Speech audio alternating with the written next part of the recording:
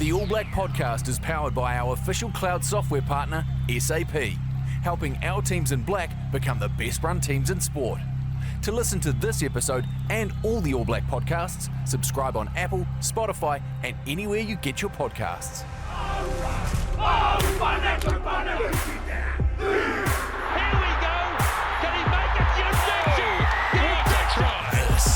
This is the All Blacks podcast. Kia ora whanau, welcome to episode 10 of the All Black podcast powered by SAP. Bledisloe 1 for 2022, all done and dusted Thursday night in Melbourne with the boys getting up in an absolute classic 39-37 to talk all things Bledisloe and the life and the day of an All Black hooker. Welcome to the pod, Dane, Codie and Samisoni. 3 hookers walk into a podcast studio. There's probably a joke there, isn't there? Will I let you guys tell that? We'll let that go. We'll let that go. PGA. Fellas, yeah, totally. Right, how was Melbourne, lads? You've been over, done a little trip over the ditch. Was it good times? Do you fellas, are you tight? Do you do your coffees together? Do your dinner together? You know, stay away from the backs? Like, what happened over there? Yeah, no, I'll speak Sonny. He's usually doing all the talking for me and Codie. But no, it was a good week, mate. Obviously, there was a lot of sport going on, so we could kind of just stay in the background and do our work. Yeah, we have a few catch-ups when it's rugby stuff, but when we got our downtime, we pretty much stay away from each other and disconnect, which is good. Me and Codie hang out a bit. Codie likes to be by himself. I think it's just the old age in him. Yeah, but yeah, sure. But a massive change up, from going to somewhere like South Africa, where I'm sure there's a lot of excitement around when the team's there and the games are on, and if you're out and about, you probably get a few questions and a few people coming up. But in Melbourne, perhaps you can just do your own thing and enjoy the city, which might be a bit different, even if it is Samisoni, just you and Codie doing that and leaving Colesy to his own devices in his room, you know? Yeah, it was actually pretty good. Busy city. Obviously, Colesy touched on, there's a lot going on. So now it was just pretty good to be out of New Zealand and be into Melbourne. And I think some of the boys went to the AFL game and stuff. So yeah, Colesy didn't invite us like always, but. It's all league for Colesy anyway, isn't it? You wouldn't have worried too much about the AFL stuff, would you? Nah, we got asked, but I didn't. But I actually, the one time I did hang out with Sonny, we when we looked around the Melbourne Storm kind of awesome. setup. So that was Frank Panisi, the big GM, took us around, which was it was pretty impressive, mate, and big league fan. So unlucky they missed out on the semis, but yeah, it was good to have a look around and see how they do things. Awesome, isn't it? You've got a good relationship with the Storm, the All Blacks, and quite often when you're in Australia, going around and have a look at their setup, and in terms, like you say, perhaps weren't able to progress any further in the finals this year, but year in, year out, they're top of the tree, aren't they? They're a pretty impressive outfit. Yeah, you could see why going in there, why they've been so consistent for a number of years, and I think it might have started with Wayne Smith, the relationship they've kind of built, and with Frank Panisi and Craig Bellamy. So it was pretty inspiring, and they good Kiwi connection, obviously, like Twitter and Nico, and the young boys that have started off the Storm, so it was good. Lads, we're back in Auckland though, and I know as such the All Blacks and the New Zealand team doesn't have a home ground or a home base, so to speak, but if we did have one, it'd probably be Auckland, so it's probably great to be back in the Garden City, get into a bit of a routine. Has it been a good week, Codie? Yeah, it's been a really good week. I think we've trained at a different venue this week out at Mount Smart, which has been quite nice to change it up from where we usually go at our Trust Arena. And to be back in Eden Park. Like I say, we don't really have a home field, but Eden Park is sort of the All Black fortress that we obviously love playing at, and our biggest stadium to go out there and do the job. So yeah, looking forward to tomorrow. Absolutely. Boys, bit of a warm-up. Before we get into it too solid, just want a couple of questions. Just want to get to know you. Just want to get to know the lads. And if it wasn't rugby, firstly, Codie, what do you think you'd be doing as a job? Oh, geez, I'd probably still be in Levin, to be honest. And what would you be doing in Levin, mate? No, I'd like to say I got out of Levin. No disrespect, but I'd probably be on the tools or something like that. Yep. First job was cleaning trucks, so I'd like to think I would graduate from that and move up in the world, but yeah. And is that a reflection? Would you call yourself a handy guy? Is that what you're trying to say? Like at the moment, I know you're a father and a husband, and is there a list when you get home and you work your way through that list and the gaps, or actually you were a bit of a get a man in? Yeah, I enjoy a wee project in the summer. But yeah, probably try and take on a bit too much in those times and think I can do a bit more than I probably should. But nah, just a dad life and try and keep the missus happy. Yeah, 100%. Samisoni, if you weren't trucking it up the middle and throwing a few darts, what would you be doing? I actually probably try finish a degree, get a job that way. Yep. Not really a handyman, terrible like that. No work experience either. Just fortunate that when I left school, Ruppy gave me a pathway. Not a paper run, a milk run, like anything. Maybe a little bit of just volunteer work with just anything to speak of, or just a straight rugby player to date. I won't lie. I'm probably just straight rugby. That's the problem with the young generation. So just the academy player, Colesy, coming through the ranks. But you are doing a bit of studying. So what are you studying for? So I started a law degree. Yes. So I'll look to probably finish that and become Codie's lawyer. So, that'd be good. Oh, what an honour. I tell you what, you've probably got your first client and you might be reasonably busy. Who knows? Yeah. Who knows? Definitely busy if it's Codie. Colesy, what about you, mate? You got a little bit of rugby left in the body yet, but you've been thinking about that at all? Or, or what would you have done if it wasn't footy? Probably pretty similar to Codie, I reckon. Maybe a tradesman, builder or a plumber or something. But it's obviously coming to the end of my career. It's something that I definitely think about. Yeah. Probably haven't nailed it yet, but looking into the, I suppose, make a smooth transition into life after footy and get into that work stuff. So doing a few things behind the scenes and because it's going to happen. And I think I suppose the easier I can make it, just to get on with it and get stuck in will be good. Totally. And I'm going to put this one to you, Samisoni, because both sort of claiming to be, if they weren't playing footy, they'd be on the tools doing a bit of a trade. Like, if you had a deck to build in the backyard, which one would you use? Out of these two? These two. They're both put in a price. It's the same price, and you've got to choose your contractor. Who would you go for? I'll take both of them and quicker. They'll put it faster. Mate, I tell you what, that's not bad from the young fella, is it? That's pretty good. Best and worst roommate in rugby. It can be from your super days, school days, any time at all. Go with you first, Codie. Who would be best and worst to share a room with? It's on the spot. Jeez. I can't really give names, but just any of the snorers, to be honest. So I'm a bit of a light sleeper now that I'm a parent. So that's always, if I don't get my sleep, I can be a bit of a grumpy old thing. But best, jeez. I have no idea, to be honest. Just someone that keeps them themselves. I like to be in the room and sort of just chill out and not feel like I have to entertain anything or anyone. So. Best roomie would be Offa because he looks after me and get me to stuff so I don't miss meetings and stuff. Worst roomie would be Folau because then I have to look after him. So it's a bit of so those two. Yeah. Totally, I like it. Worst roomie, I've probably said this a few times, Bowden Barrett. Real messy. I'm real tidy, run a pretty good unit. And best, I think you need the top five or the front row boys. We're all pretty similar. Keep things pretty tidy. Maybe not Sonny. I haven't been with Sonny yet, but Franksy used to be good. Franks, he runs a tight ship. So, anything messy, no good. No good. You mentioned one there, Bodie. If you had to have dinner with the Barrett, which one and why? Codie? Quite different, aren't they? Yeah, they are. They're all very, very different people. Obviously, I know Scooter quite well.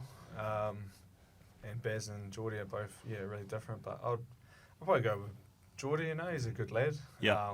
Sort of like fluctuates between both of them in terms of personality. And good chat. Good chat. They both like golf. So love their golf, don't they?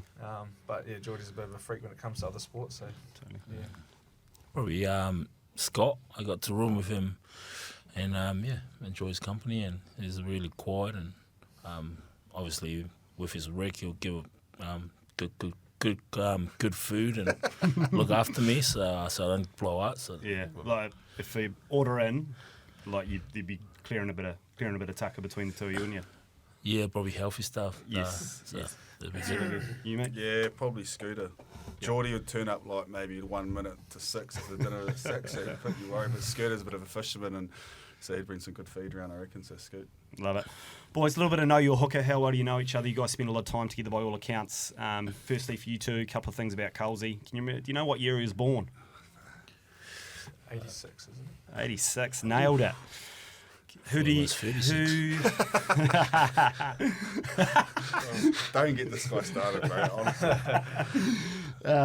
When did he debut and who against? Oh, that's a hard one. Is it 2013? 2012, There it is. Ireland. Oh no, NFA tour. India to 2012 v Scotland, Colesy? Off the bench? Off the bench, 20 minutes. Taukei'aho Barlow. Here it is. Yeah, Play halfback. No, we walked on together, actually. Me Oh. and TK. Awesome. And how many tests has the old dog played? Is it 85? 84. Nice. Oh. Sammy, very good. Third. Got up in there. Third. They posted about it. Oh, yeah. Next question. Yeah, get this guy. When did Codie debut and who was it against? Argentina, Christchurch. There it is. 15. Nice. Crusaders home ground. He has 3 kids. What are their names? Luca is one. Yeah, no, Luca. Oh, I should know this. Sorry, that's bad. Oh, and you're a father too, Oh, Colesy. no. You know the importance of this. Luca. No, one's playing. Sorry. Lucy's his Luca. wife. Lucy's wife. Lucy's the Yeah. wife. Luca's a mad dog, that's what I know him. What are the other 2, Codie? Lily, she's almost 5 months, and Ayla, mate. Aylan there. Yeah. She's at school now, so. There we go, boys. There's a work on. What did Samisoni's father do for a job or does for a job? Can you boys remember? He's a policeman. There it is. See, There I it do is. listen, bro. All the talk that you talk. Boys, awesome. I want to start off with you, Samisoni. A little bit like your beginnings, mate. What's the journey? Where did it start? How did you get here? You know, when did you first put on the rugby jersey, and how did you make your way to New Zealand, to the Chiefs, to the All Blacks? Talk us through it. So obviously born and raised in Tonga. Grew up my childhood till I was 15 in Tonga. But really good childhood. How did I get into rugby? One of my mates got bullied, and the teacher said that the only chance you can smash the other guy without getting in trouble is to play rugby. So me and my mate signed up. So me and my mate signed up in Tonga. We were like 12, maybe 13. Did you put a couple of good hits on him too? Once you Yeah, we weren't playing rugby. We were just chasing the other guy. Got the chance to come with the Tongan under 15 in 2012. Played a few games in New Zealand. And got home, and St. Paul said, "Oh, we're pretty keen to bring you over and scholarship." So, and I was like, "Oh, well, not a hard choice. Leave Tonga. Leave my dad's pretty strict, and so I was like, "Oh, yeah, I'm off." I came over to New Zealand, 2013, year 11, St. Paul's Collegiate in Hamilton. 3 years there, left school, fortunately went to the Waikato Academy for my first year out of school. And then after that, got a few injuries at the Chiefs, finished under 19 comp, and they said I'll come as into pre-season injury cover, and then, just unfortunate for some of the hookers, they went down and got an opportunity, and then played in 2017, debuted for the Chiefs. awesome. And obviously played for the Chiefs before Waikato. This was my first year as well for Waikato, was 2017. And played Have a look since then, and here we got here. Yeah. Talk a little bit about, you sort of talk it pretty casually about it there and say, opportunity to get out of Tonga and away from the old man, and away you went. But actually, pretty big decision, away from the family and first time overseas, and probably didn't know a lot about the place. Was it St. Paul's that gave you a bit of structure and a bit of routine, and they really looked after you? So obviously language barrier was quite tough. New environment, new country, but obviously it was just the sacrifice that me and my parents made for a better future for me. Obviously through rugby as the pathway, and to get over here, obviously really appreciate the scholarship from the school and the opportunity, and yeah, it was really good. Enjoyed my time at St. Paul's. Structure-wise, they helped me get through that language barrier. There was 2 of us actually from 2 Tongan boys, so we came over, but we weren't allowed to stay in the same boarding house because otherwise we would have just speaking Tongan. So they actually we couldn't see each other until like rugby trainings. Yeah. So that was tough, but it got us speaking the language a bit quicker and understanding, and yeah. And mate, your family must be really proud. Like you've kicked on, you've done fantastically well. You're a top lad, and have they been able to get over, watch Chiefs games, watch All Blacks games? Have they been able to come over and watch you live and experience you doing your thing, which you do bloody well? Yeah, so the first test match was the Hamilton. They haven't watched any of my Chiefs game live. Watched me once play for Waikato, but then obviously COVID happened, and they got over for the Hamilton game, and just happy the boys put on a show for them as well, and they really enjoyed it. Mate, in here, like a couple of old dogs that you come into the team to show you the ropes there, are they good? Are they generous with their time? Do they help you out, mate? Like there's, I think from the outside you're really fortunate to have a couple of great experienced All Blacks. Is that the case? Have they been great to work with? No, they've been really great. Obviously, Codie and Codie helped me a lot. I was just lost sometimes. So they pull my head in pretty quick and show me the ropes, and obviously with the experience. Codie sometimes a bit cheeky, but I really appreciate them, and no one better to learn from than these two. Is he a good student, Colesy? No, he is, mate. He's we put all the jokes aside. He's prepared to listen, and I suppose me and Coach, it probably comes into when we came into the environment. When I came in, like Kevy and Hori, and you got 2 opposites. One from down south and one from South Auckland, but just the way they work together and was something I kind of took on board. And then me and Coach have been working together, and obviously with the other hookers, and then Sonny coming in. It's just trying to give our knowledge and make him the best player he can, and I suppose the way that he's going, we could probably learn a thing or two as well. So we're all competing against each other, but we all try to help each other out to become the best hooker we can be. So it's been good. It's pretty good, that sort of team first thing, isn't it? Because I look back and I'm not sure, but I just don't think Gaddy and Fitzy or those sort of people would, perhaps it wouldn't have been that culture. I just can't see it being that culture. I might be wrong. I might not be given enough credit, but look back then, it's probably hugely competitive. But I've talked to past players like about when you came into the team for the first time, and you just put your head down, didn't say too much, did everything you possibly could to sort of earn your stripes. But it feels like the evolution of the All Blacks and the team and the environment is it doesn't matter whether it's 1 test or 100 tests. You guys just do whatever you possibly can to play the best rugby you can on any given day. It doesn't matter whether you're starting, it doesn't matter if you come off the bench, it doesn't matter if you're sitting in the stands, it just doesn't matter. That's the environment these days. Am I right in saying that? Yeah, you are. And I suppose with Fitzy, and that was just the way it was. That's the era. They didn't know anything different. And I think over the time, it's just like you think how much knowledge those guys have. So it's important that I suppose me and Codes pass that on to Sonny, and then he's going to be in a situation when he's got 2 young hookers, he can give his knowledge, and it just makes the environment and the team play better, and it makes and you've just got to put your personal opinions and stuff aside and do what's best for the team, and that's why the All Blacks is so special, because we want the team to do first, and you just got to do it. So you've got to be prepared to listen and take a bit of feedback, but I think you still got to. We've got to keep a few of those old traditions and alive, and you've got to put them in place a couple of times.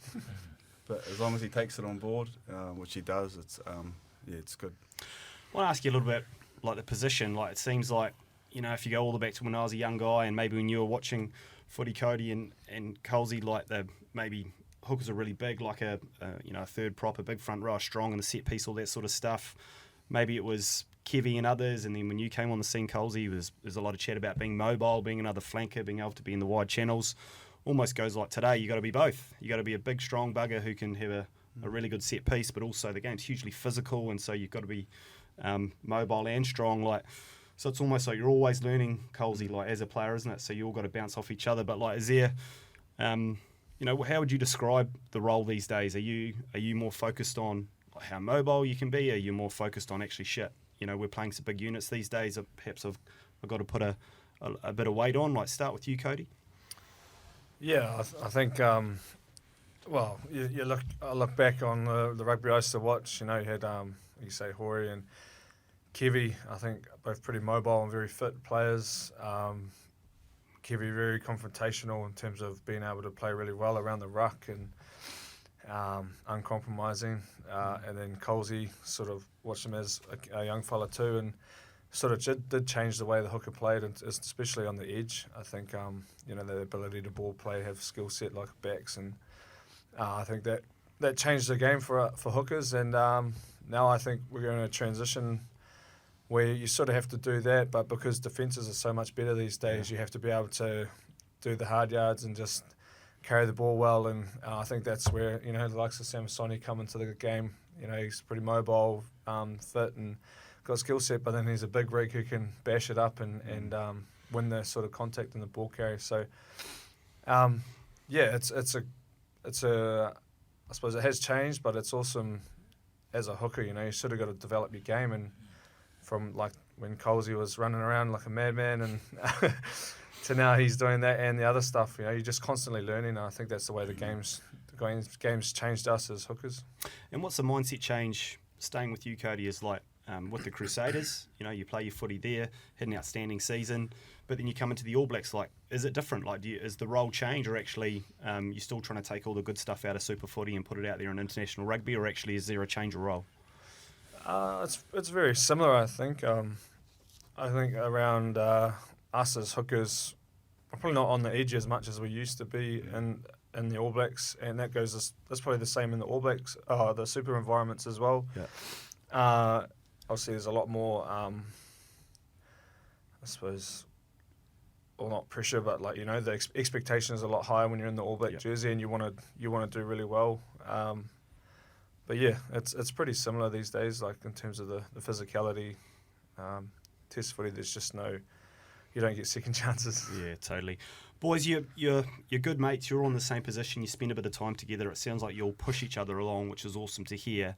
But I'm sure there's a bit of banter. Like, who's the fittest? Who's the fastest? Who's the strongest? When it hits testing times, and do you have a bit of banter? Like, Colesy, you're known for your pace. Are you still pushing these boys in the 40-metre sprint or the 10-metre, or I got him over 5 metres. Yeah.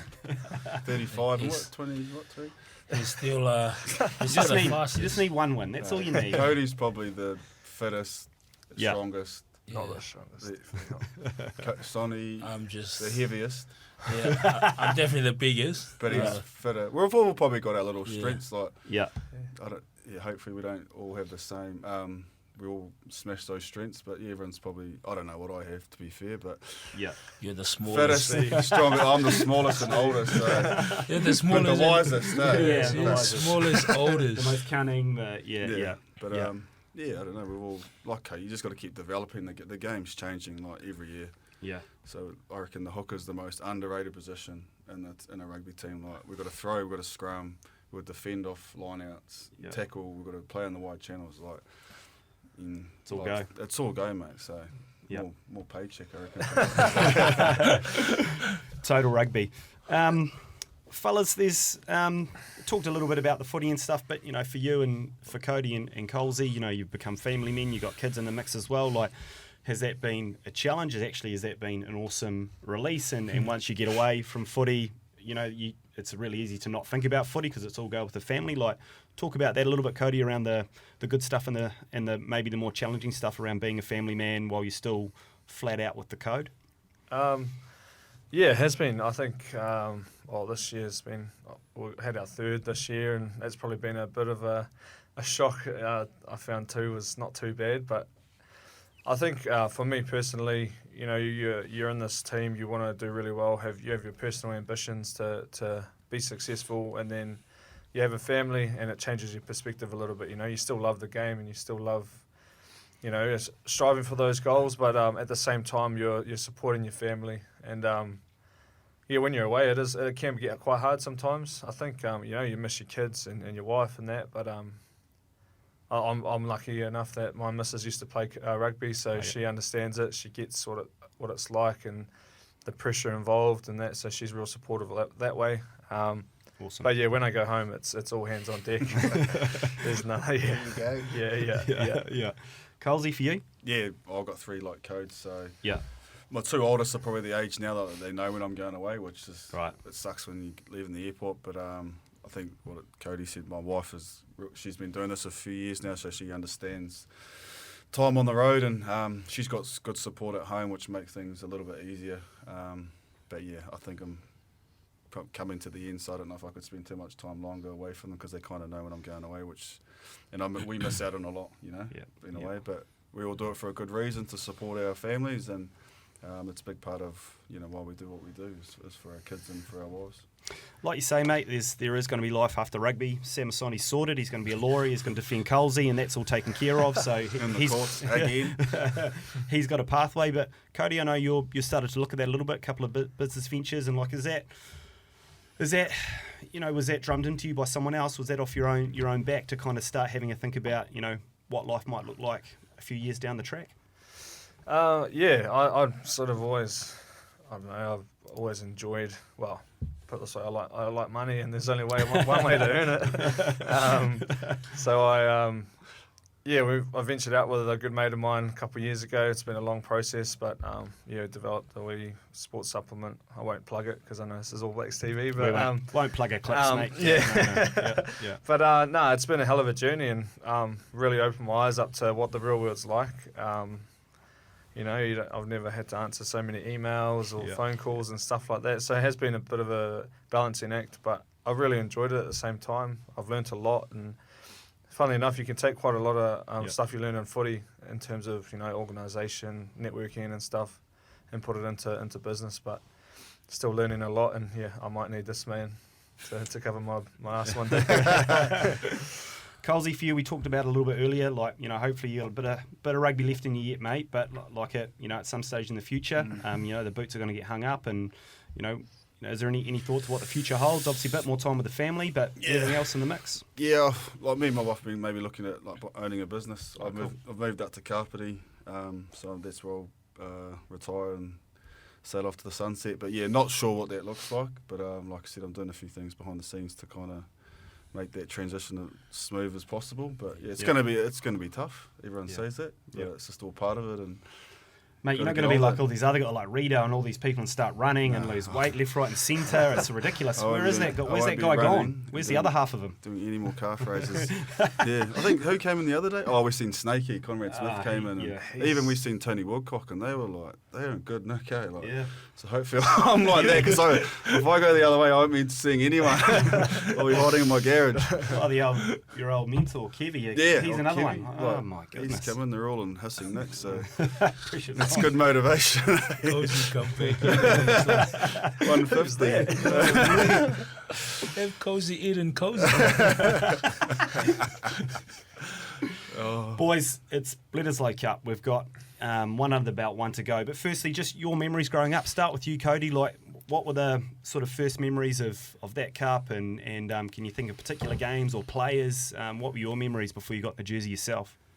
My earliest memories go back to, I grew up in Aussie. We were on a holiday in Noosa, and we had the TV on, watching the test, Aussie, New Zealand, and we lost that game. The only reason I remember it is because Dad just about broke the TV, absolutely lost the plot.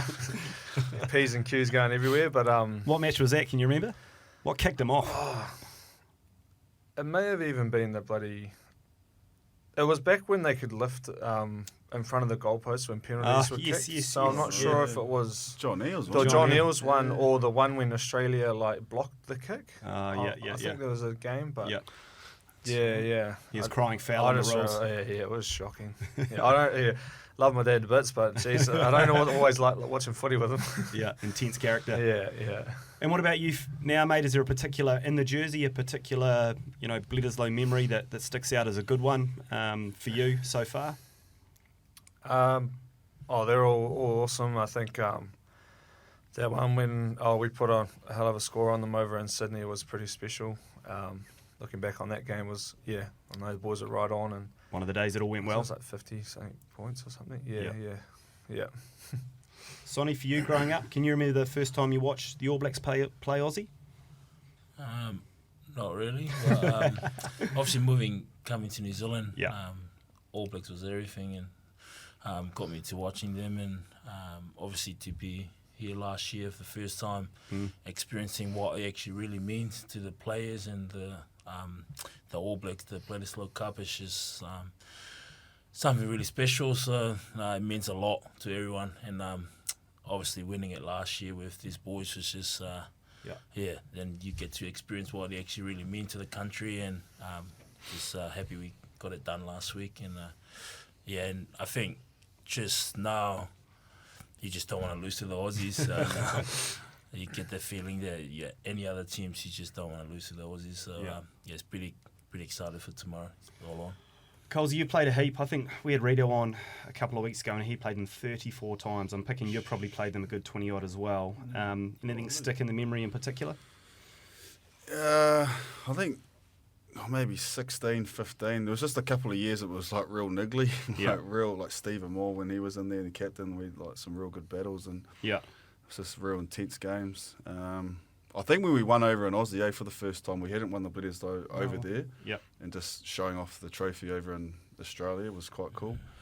But going back to young fella, I think when Frank Bunce had that big stoush up and just covered, Michael Brawl, that was. It's funny when you think of the young fellas, always the times we lost. You know, the John Eales drop penalty, or Jeff Wilson dropping the ball, but with me and Codes and Sonny experience, we've been lucky enough to have a few victories, and I think it probably came down to those senior boys like the Richies and the Carters and the Nonus, and how much this trophy actually meant to the All Blacks. So just trying to carry that passion on and show to the team what it means to us. Mate, you see the niggle out there, and it's bloody entertaining, to be honest, from a fan's perspective. But like, you know, you would have had a few beers with the Aussies as well over the years, like in the change room poster series, or not that many, Colesy. I think when Checker and Shag were involved, like coaches, it was pretty hostile. Pretty like frosty. We didn't mix and mingle. Really? And then Reenie came on, and I think that year we played them 4 times. It was like every game we'd mix and mingle. By the end of it, you're like, what are we up to? Like, we didn't get out of here, like, almost. But they're actually good boys. Like the front row boys, we all play them super. They're good lads. And like, it's just a game, mate. You go hard on the field and you can have a beer after, so it's good. Boys, Bled won. Goddamn roller coaster. Like, don't do that to us again in terms of like, Jesus Christ, it's a tough watch. Like, it almost felt like we were talking a little bit about we need to start test matches a little bit better, and we kind of nailed that. and we're doing that but well, and you know, playing some pretty good footy. And then we give up a big lead, and it gets right down to the final moments, and it's another dead set classic. You know, like it's another absolute roller coaster of emotion as a fan to follow. Is that the focus for you lads at the moment? Like, not even just with the Australian fixtures, but just a little bit the up and downness, the inconsistency. We do some stuff that's awesome, then we have a little break for whether it be from game to game or be within the games. Is that a real area that the lads are trying to get on top of? Yeah, I think it's probably reflection, or probably the first half of the year we've been a little bit inconsistent. But I think since probably the start of the Rugby Championship, obviously with the couple of results, we've put a lot of work in behind the scenes to be way more consistent, and there's good evidence of that. But I suppose it's playing for the 80 minutes, and it's a test match, mate. Like Aussies ain't going to roll over and die. You know, they're a committed bunch, and you've seen that in the weekend. So we're just going to make sure that we can keep it on for 80 minutes, and they're going to have their moments, mate. They're going to score, but I suppose that after the review, there was plenty to work on for us to get better and close out the game. Samisoni, no such thing as a dead rubber when you play the Aussies, and particularly when you play at Eden Park. Have you had a good week? Are the boys in a good place? There's been a few changes, a few lads come in, which is awesome. It feels like we're really starting to build a bit of competition for place in this team. You know, it feels like there's a lot of guys putting their hand up, starting to play a lot of good footy. Are the boys in a good spot this week, mate? Yeah, we had a really good review, like Coles said.